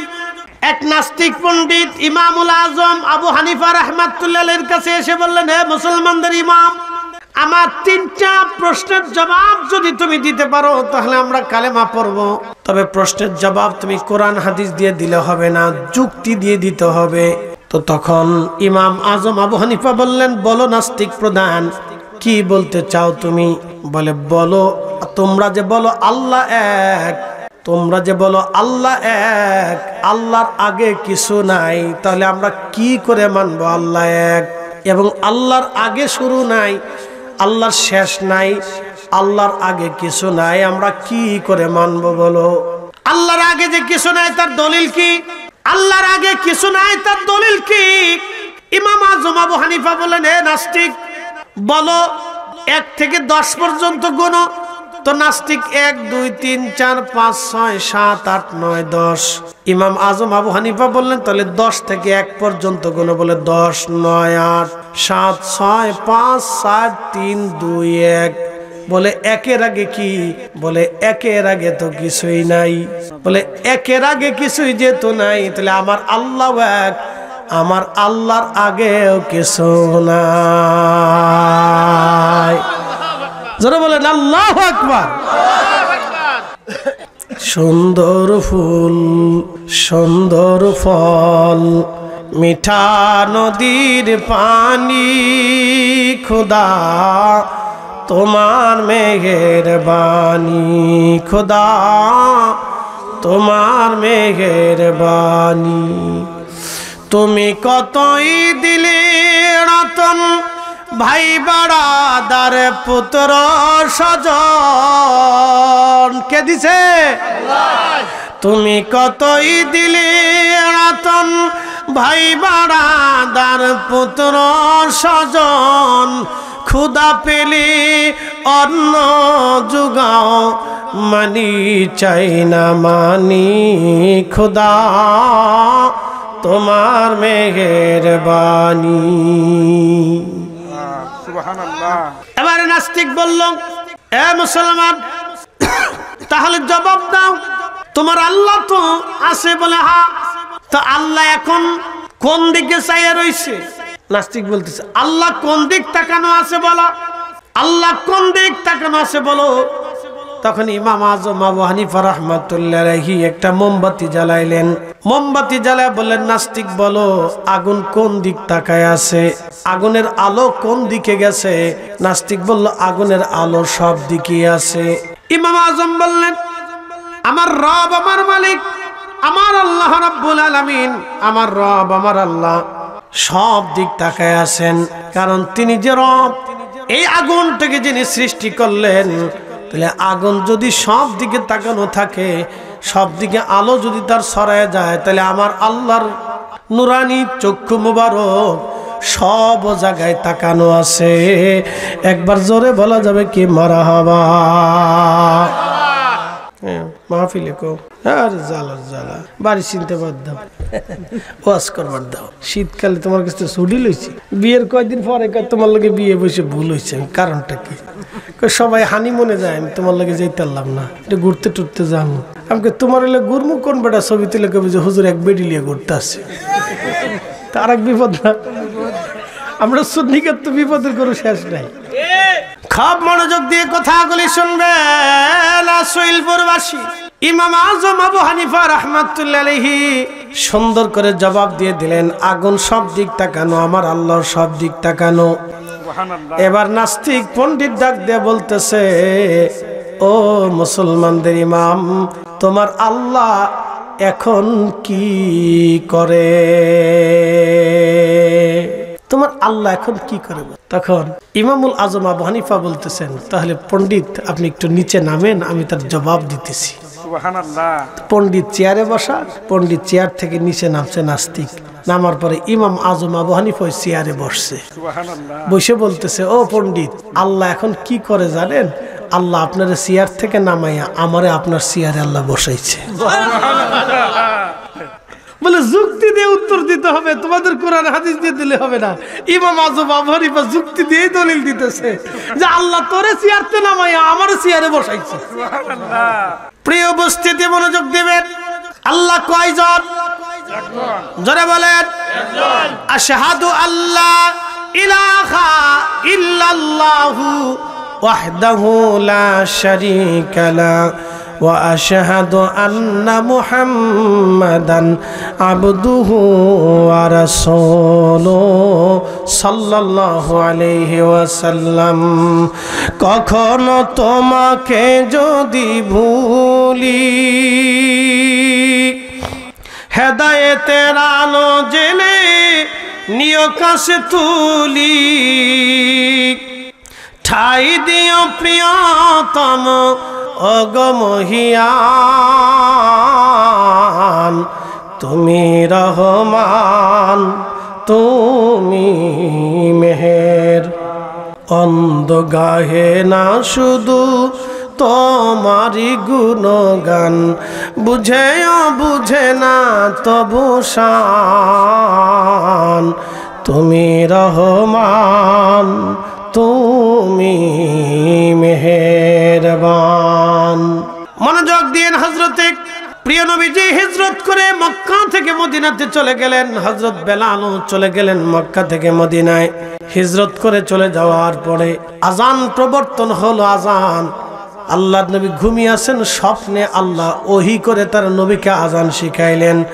আল্লাহু আকবার, আল্লাহু আকবার, আল্লাহু আকবার, আল্লাহু আকবার, আশহাদু আল্লা ইলাহা ইল্লাল্লাহ, আশহাদু আল্লা ইলাহা ইল্লাল্লাহ, আশহাদু আন্না মুহাম্মাদার রাসূলুল্লাহ, আশহাদু আন্না মুহাম্মাদার রাসূলুল্লাহ। হাইয়া আলাস সালাহ, হাইয়া আলাস সালাহ, হাইয়া আলাল ফালাহ, হাইয়া আলাল ফালাহ। আল্লাহু আকবার, আল্লাহু আকবার, লা ইলাহা ইল্লাল্লাহ। স্বপ্নের ভিতরে আল্লাহ তার রাসূলকে আযান শিখিয়ে দিলেন। এখন প্রশ্ন করি, জবাব দিবেন। আল্লাহর পরে আশহাদু আল্লাহ ইলাহা ইল্লাল্লাহর পরে আশহাদু আন্না মুহাম্মাদার রাসূলুল্লাহ আমরা লাগাইছি না আল্লাহ লাগাইছে? জোরে বলেন, জোরে বলেন, কে লাগাইছে? কে লাগাইছে? এখানে কি আল্লাহ তার রাসূলের দাম কমাইছে না বাড়াইছে? কমাইছে না বাড়াইছে? এখানে আল্লাহ আর কোন নবীর নাম লাগাই নাই, আমাদের নবীর নাম আল্লাহ আজানে লাগাইছে। 5 ওয়াক্ত আজান হবে, মানুষকে আজান মসজিদে নামাজ পড়ার আগে আমার রাসূলের নাম লওয়াইয়া আজান দেওয়াইয়া আল্লাহ তার রাসূলের রিসালাতকে সাক্ষ্য দেওয়াইছে। অতএব আমরা যারা সুন্নিরা নবী মানি, রাসূলের তাজিম করি, নারে রিসালাত ইয়া রাসূলুল্লাহ মানি, আমরা বোঝা গেল আমরা হকের উপরই আছি। কথা বলেন ঠিক না? কষ্ট হচ্ছে আপনাদের? আরে এত দরদকার না, বালাই কইছি, খারাপ না, বোঝা গেছে বক্ত আমার ও আসলে খুব মনোযোগ দিবেন, তাহলে আমার রসুলের রিসালাতের স্লোগান চলবে না বন্ধ হবে? নবীর দুরুদ সালাম চলবে না বন্ধ হবে? মুসলমানের ঘরে ঘরে নবীর দুরুদ সালাম চলতে হবে, কথা বলেন ঠিক কিনা? তারা বলে বেদাত, আমরা বলে আরো করব। তারা যত বলবে বেদাত, আমরা তত ঘরের মধ্যে মিলাদ দুরুদ চালাবো, ঠিক কিনা? তারা যত বলবে করা যাবে না, আমরা তত বেশি করব। হাত উঁচা করে বলেন রাজি আছেন না নাই? আল্লাহ আল্লাহ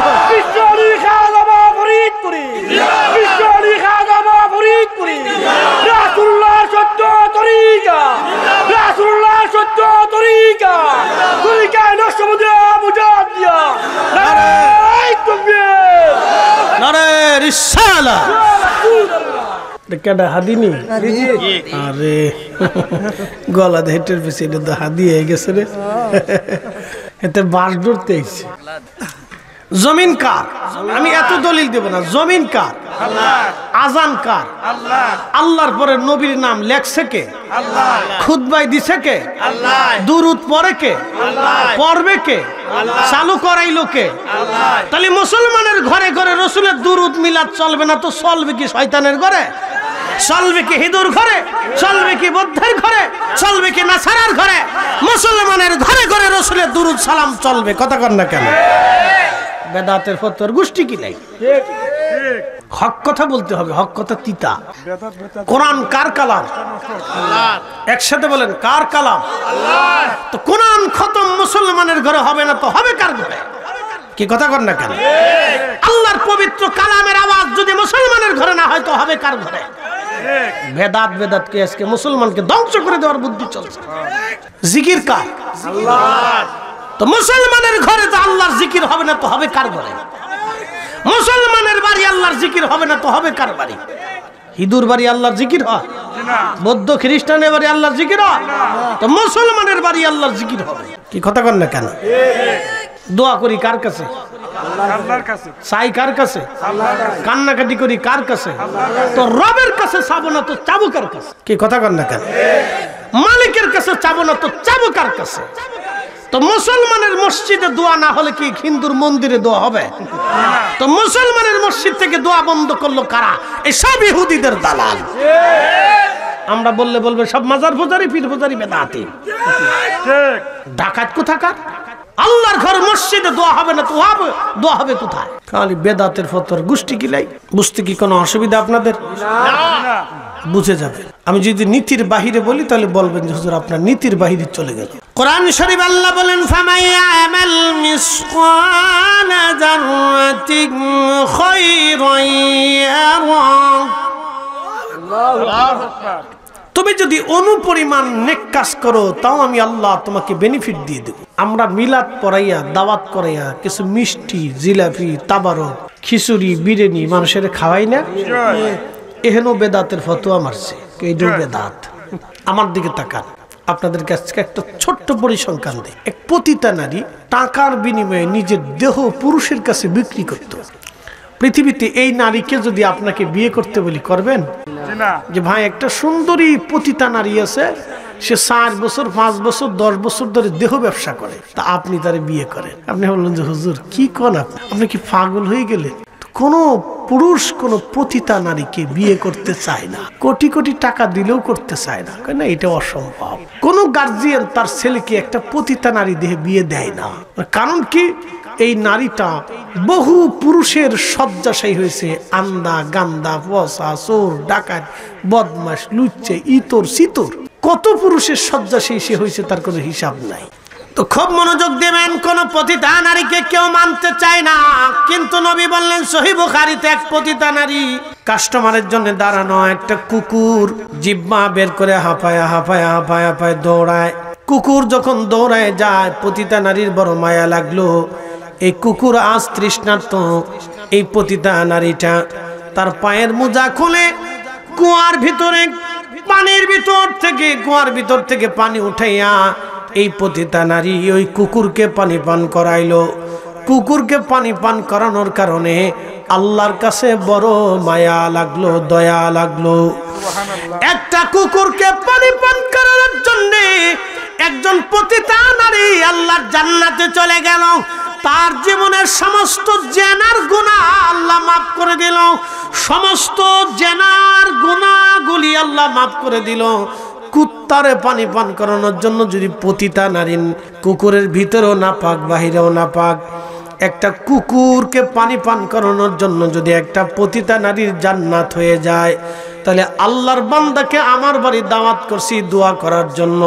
আল্লাহর বান্দা আমার বাড়ি আমার ঘরে এসে দোয়া করলো, অথচ আমি তাকে পানিও দিলাম না, শরবতও দিলাম না, কিছু মিষ্টান্ন দিলাম না, খাইতেও দিলাম না, আমি তাকে সম্মান করলাম না, তাহলে কেমন হলো? আল্লাহর নবী বলেন, উম্মত তোমরা জাহান্নাম থেকে বাঁচো। তোমার ভাইকে একটা খেজুর খাওয়াই হলো জাহান্নাম থেকে তুমি বাঁচো। সহিহ বুখারীর হাদিস। পতিতার নারী যদি কুত্তারে পানি পান করে জান্নাতে যাইতে পারে, তাহলে আল্লাহর বান্দারা আমার বাড়ি মেহমান, আমি তাদেরকে খাবার খাওয়াইয়া আমি কেন জান্নাতি হব না? অথচ বেদাতের ট্যাগ মেরে দিছে, এরও বেদাত, ওরে কপাল বুড়া, তোর বেদাতের ফতোয়ার গোষ্ঠী কিলাই। আমরা যতদিন বেঁচে থাকবো সুন্নিরা, ততদিন দোয়া করানোর পরে আমাদের সামর্থ্য অনুযায়ী তাবারক আমরা খাওয়াবো।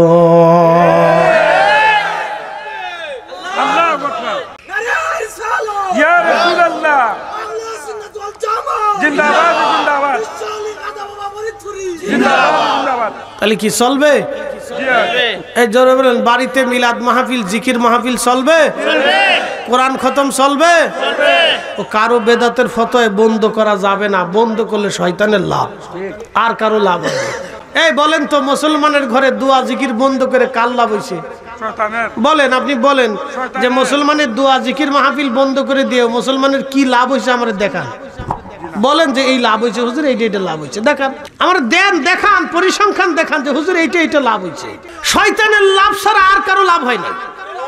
কারো বাড়ি যদি জিকিরের মাহফিল হয়, দোয়া মাহফিল হয়, দোয়া হয়, জিকির হয়, কোরআন তেলাওয়াত হয়, তাহলে ওই বাড়িতে একটা দুষ্ট ছেলে থাকলেও সে চিন্তা করে, আরে আমার বাড়ি দোয়া জিকির আজকাল হইতেছে, আমি কেমনে বাড়ি থেকে চলে যায়, তো সে ওইটার উপরে ইন্তজাম করে আস্তে আস্তে শিখে দিল পরিবর্তন হয়।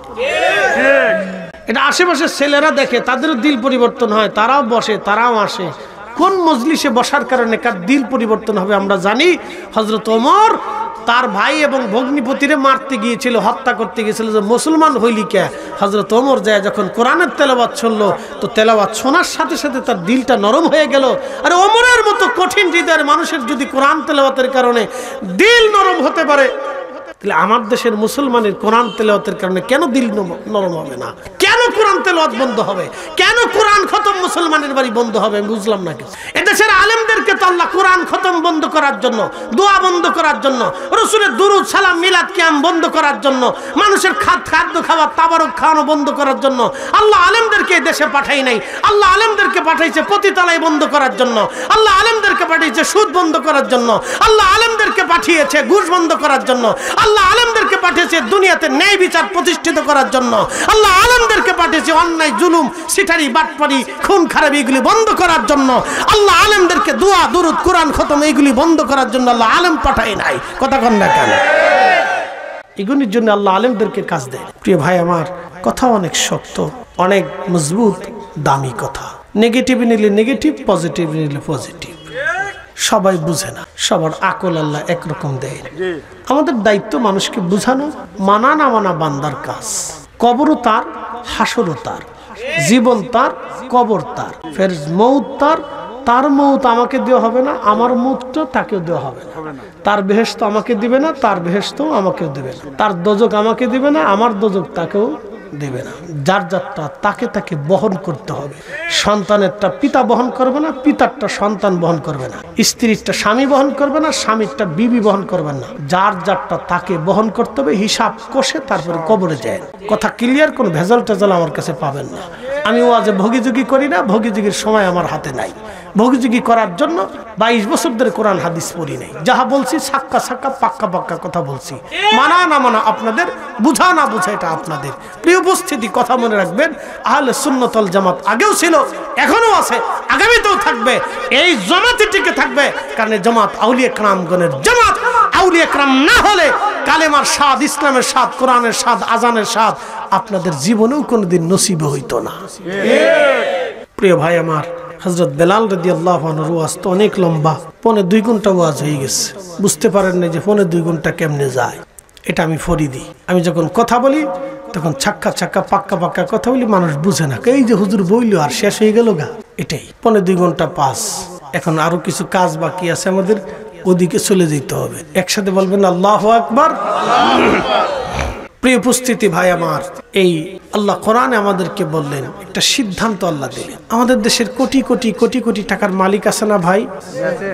কথা কর না, আছে না? হাজার হাজার কোটি। এই আমার দিকে তাকান, এই উঠবেন না, বসেন বসেন বসেন, আমরা শেষ করে দিব, বসেন। 12টার পরে আমাদের মাহফিলের সীমানা শেষ হয়ে যায়, বসেন। তারপর আমি জানি 12টায় শেষ হবে না, আরো লম্বা যাবে। বসেন, একটু কথা শোনেন। এই যে আপনারা যারা বসে রয়েছেন আর যারা লটপটি চটপটি খাইতেছে, এটা কি সমান? কথা কর না কেন?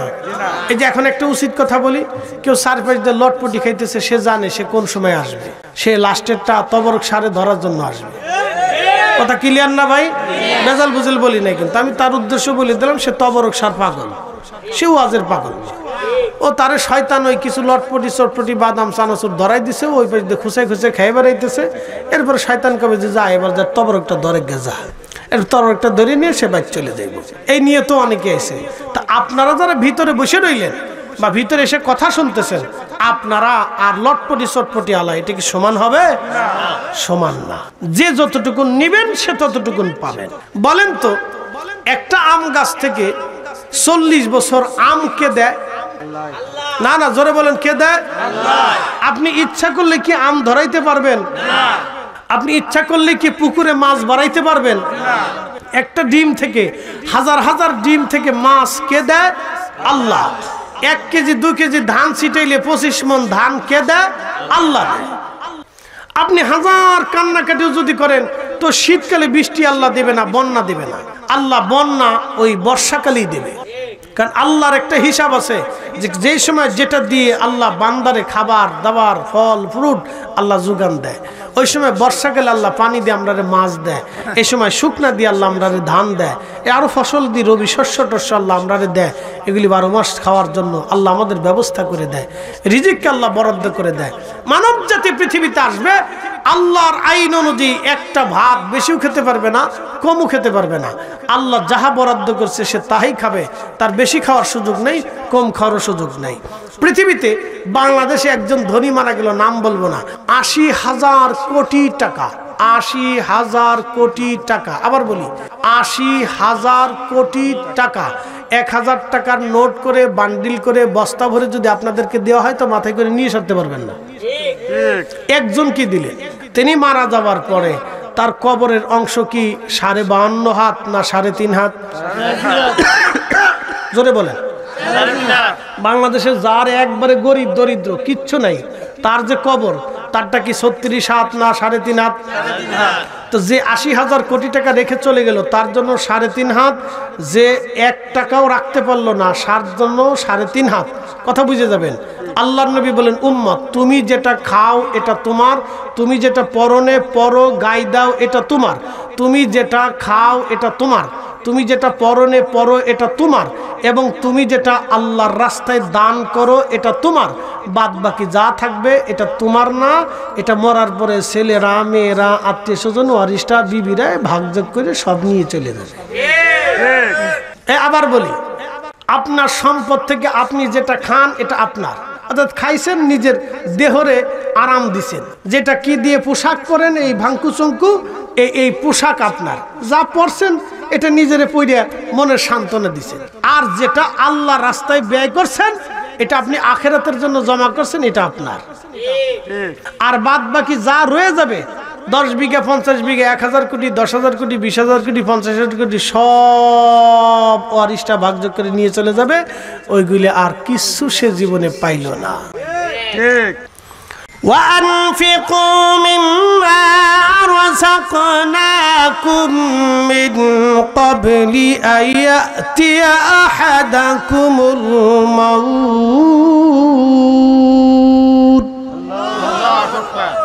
فيقول رب ربي لولا أخرتني إلى أجل قريب إلى أجل قريب فأصدق وأكن من الصالحين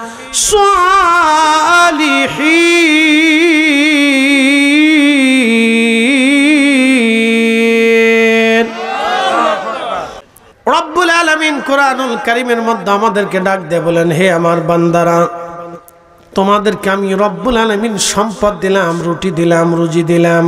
তোমাদের জীবনে যা যা প্রয়োজন আমি আল্লাহ সব দিলাম। সব দিয়ে দেওয়ার পরে বান্দা তুমি কি করবে? আমি আল্লাহর দেওয়া রিজিক থেকে তুমি আল্লাহর পথে ব্যয় করবে, খরচা করবে। যদি করো আমি আল্লাহ তোমাকে বেনিফিট দেব। 1 টাকা দানের বিনিময়ে 70 টাকা দিব। 70 থেকে আমি আল্লাহ 700 গুণ পর্যন্ত বাড়ায় দিব। তোমার অ্যাক্সিডেন্ট, দুর্ঘটনা, বালা, অপমৃত্যু, কঠিন কঠিন রোগ থেকে, তোমার সন্তানের রোগ থেকে, বালা থেকে আমি আল্লাহ তোমাকে বাঁচায় দেব। এরপরে আমি রব্বুল আলামিন যদি আমার পথে তুমি দান না করো তাহলে তোমার কি করুণ পরিণতি হবে সেটাও শুনে নাও। কিয়ামতের ময়দানে আল্লাহ রাসূল বলতেছেন, আমার উম্মতেরা হাসরের ময়দানের এক পাশে যারা দানশীল না, দান করে না, সম্পদকে কক্ষিগত করে জমা করে যায়, এই সমস্ত বান্দাদেরকে রব্বুল আলামিন কিয়ামতের ময়দানের একটা পানে দাঁড় করায় দিবেন। ওই সম্পদগুলি যারা অবৈধভাবে ঘুষ খায়া, সুদ খায়া, অন্যায় করিয়া, অন্যের জমি মাইরে দিয়া, সরকারি সম্পদ চুরি করিয়া যারা কোটি কোটি কোটি কোটি টাকার মালিক হয়ে গেল, রাষ্ট্রের অর্থগুলি চুরি করে, রাষ্ট্রীয় কোষাগার থেকে, বিভিন্ন সেকশন থেকে, বিভিন্ন রাষ্ট্রীয় বিভিন্ন ব্যবস্থাপনা থেকে যারা অর্থ চুরি করলো, টাকা চুরি করে কোটি কোটি টাকার মালিক হয়ে গেল, আল্লাহর নবী ডাক দিয়ে বললেন তাদেরকে হাসরের ময়দানের একটা পরে আল্লাহ দিয়ে দিবেন। ওই সম্পদগুলিকে সর্প আকৃতি বানাইয়া তার শরীরটাকে পেঁচাইয়া ওই সাপটা তার মুখের মধ্যে কামড়াইতে থাকবে। এক একটা কামড়ে মুখের সমস্ত গোশতগুলি কামড়ায় খসায় খসায় টেনে টেনে টেনে টেনে বের করে নিয়ে আসবে। বের করে নিয়ে আসার পরে আবার গোশত হবে, আবার কামড়াবে, আবার গোশত হবে, আবার কামড়াবে। আল্লাহর নবী বলেন, উম্মতরে ওই সাপের বিষ এত কঠিন, একবার যদি কামড় দেয় 40 বছর পর্যন্ত সাপের বিষের ক্রিয়া শরীরের মধ্যে কাজ করবে। ওই সাপটা যদি একবার দুনিয়াতে নিঃশ্বাস ছেড়ে দিত, তামাম পৃথিবীর অক্সিজেন ধ্বংস হয়ে যাইত, তামাম পৃথিবীর সমস্ত বাতাস বিষাক্ত হইয়া সমস্ত সৃষ্টি প্রাণী কুলগুলি মারা যাইত, কোন প্রাণী পৃথিবীতে বেঁচে থাকতো না। আল্লাহর নবী বলেন, ওই সাপটা তার কামড়াবে কতদিন? কোরআনে আল্লাহ কোরআনে বলেন, তাআরুজুল মালাইকাতু ওয়ার রূহু ইলাইহি ফি ইয়াউমিন কানা মিকদারুহু 50 আলফা সানা। দুনিয়ার 1 সেকেন্ড করে 60 সেকেন্ডে 1 মিনিট, 1 মিনিট করে 60 মিনিট 1 ঘন্টা, 1 ঘন্টা করে 12 ঘন্টায় 24 ঘন্টায় দিন ও রাত, 24 ঘন্টার দিন ও রাতে 365 দিনে একটা বছর, এক বছর করে 50,000 বছর হলে যত বিরাট হয়, হাসরের একটা দিন হবে তত বিরাট। হাসরের একটা দিন হবে তত বিরাট। সেই দিনের কত শত হাজার বছর থেকে ওই হাসরের মধ্যে সাপে কামড়াইতে থাকবে, তার কোনো হিসাব নাই। আল্লাহর বান্দা খুব বুঝে যাবেন, কঠিন ওই দিন, কঠিন ওই হাসরের ময়দান বড় ভয়াবহ হবে।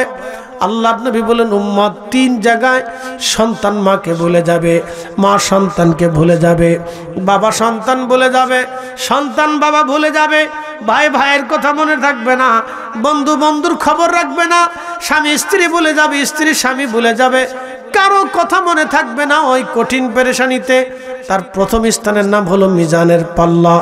যখন আল্লাহ পাল্লা দণ্ড স্থাপন করবেন, এক এক করে ডাকবেন, আব্দুল করিম, আব্দুর রহিম, আব্দুল জব্বার, আব্দুল খালিক, অমুক বান্দা আসো আসো আসো। সবাইকে আল্লাহ কাতার করে দাঁড়া করাবেন। কোটি কোটি মানুষ মিজানের সামনে কাতারে কাতারে দাঁড়াবে।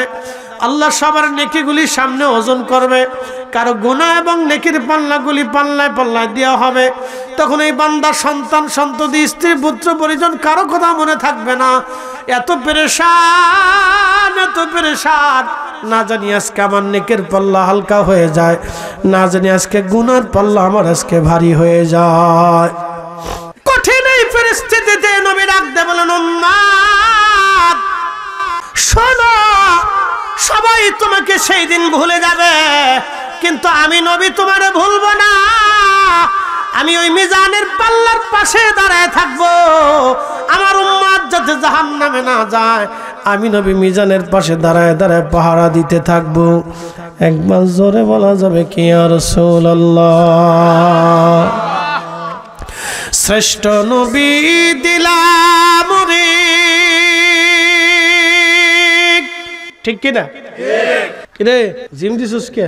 শ্রেষ্ঠ নবী দিলাম রে, তরিয়ে নিতে রোজা হাসরে, পথ না ভুলি তাই তো দিলে, পথ না ভুলি তাই তো দিলে, পাক কোরআনের বাণী খোদা তোমার মেহেরবানি। চাইল ডাইল লাগবো না আগামী বছর? এছাড়া মাহফিল হইব কেমনি?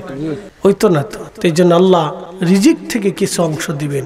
নবীজি আরো বললেন, যদি আল্লাহর পথে ব্যয় না করো, ওই হাসরের মাঠে একদল মানুষ গোশত কামড়াবে, হঠাৎ গোশতগুলি কামড়ায় কামড়ায় টেনে টেনে টেনে টেনে ছিঁড়ে ফেলবে, আর বলবে ফায়াকুল রাব্বি, ও আমার রব, লাউলা আখারতানি ইলা আজালিন করিব, আমাদেরকে আবার দুনিয়াতে পাঠাও। আল্লাহ, হাসর আর সহ্য হয় না, দুনিয়াতে পাঠাও,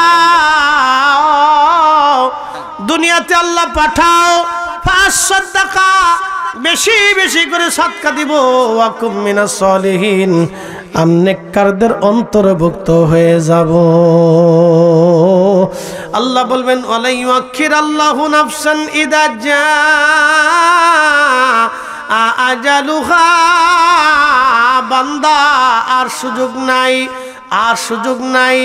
সনাতন আমাদের দেশে যারা হিন্দু আছে, তাদের বিশ্বাস হলো আবার আসিব ফিরে, ধানসিঁড়িটির তীরে নবান্নে এ বাংলায়, হয়তো শালিকের বেশে, না হয় কবুতরের বেশে, না হয় কাউয়ার বেশে, না হয় কুত্তার বেশে, না হয় বিড়ালের বেশে, না হয় শুয়োরের বেশে, না হয় জঙ্গলি প্রাণীর বেশে। কিন্তু বলেন, পৃথিবীতে আর কি আসার কোনো সুযোগ আছে? এই জোরে বলেন, আছে? আমরা কি আর আসতে পারবো?